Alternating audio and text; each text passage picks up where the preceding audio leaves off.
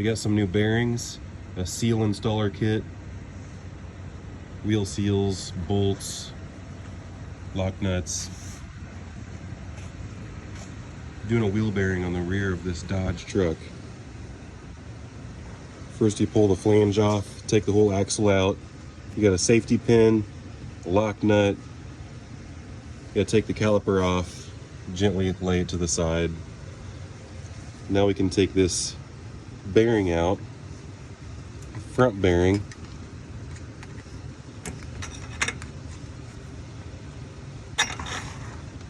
And the tricky part's getting the back bearing out. Got the front bearing out, and I'm going to slide this lock ring back on. And now I'm just going to operate this kind of like a slide hammer.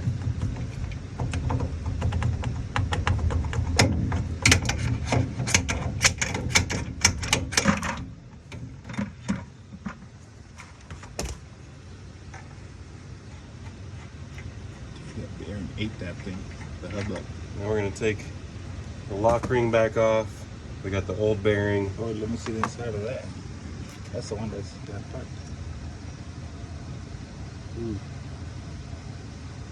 Sometimes you can see some pitting and some bearing wear.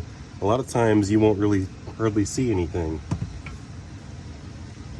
This one still seems like it's okay. This is the front side. Yep. You just got to punch the old race out if you don't want to be lazy and reuse them. The owner did not like the idea of reusing the old races, so here we are. What a loser he is.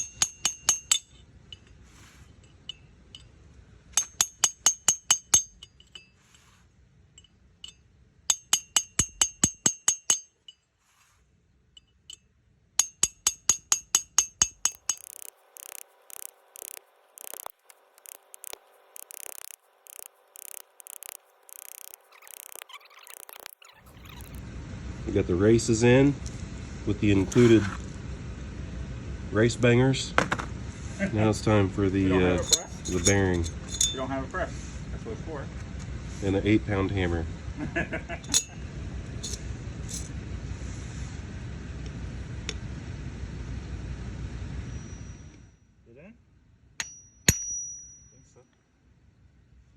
that it?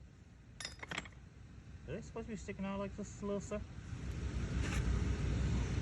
This is spaced perfectly so it actually sits against the bearing. And you can't push the seal down any further, even though that's what it looks like. It needs to go down further. It does not sit flush, hence this spacer. All right, time to slide this assembly back on. This is a little bit of a press fit right here for the inner bearing race. So I'm just kind of gonna gently hold it there, support it from the top. You try to bang it home. I think I'm gonna have to push it on with the nut here. So I'm gonna use the old bearing.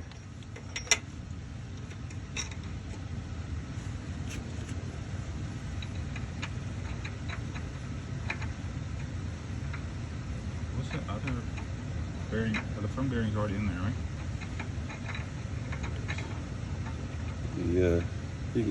You can stop recording.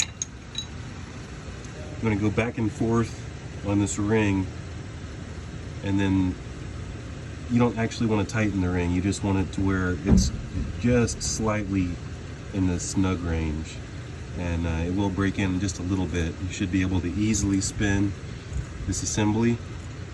Put that little locking clip in.